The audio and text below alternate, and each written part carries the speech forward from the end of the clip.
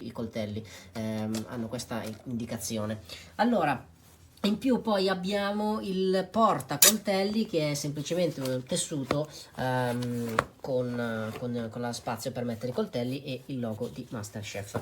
I coltelli arrivano poi all'interno in questa scatola assolutamente di cartone, con questa chiusura sempre carta, plastica. Il coltello in sé sono dei coltelli che sono rivettati, qui non so dire se davvero il rivetto è fatto oppure se sono da solo di estetica. Abbiamo un marchio qui dietro di MasterChef e il marchio qua sulla lama.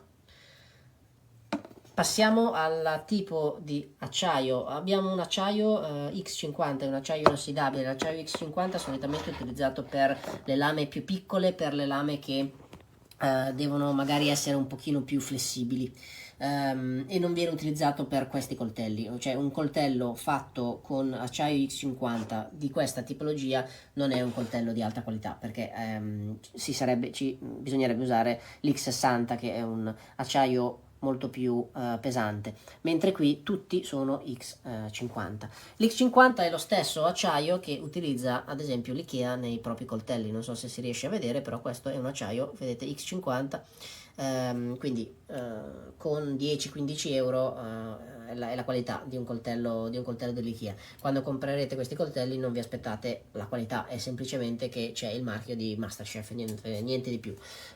Coltelli ad esempio di qualità, questo è un coltello Sanelli, abbiamo l'utilizzo del X60, perché appunto è un coltello di una certa dimensione, che probabilmente è quasi come questo, ma utilizza un materiale adatto e un materiale effettivamente di alta qualità.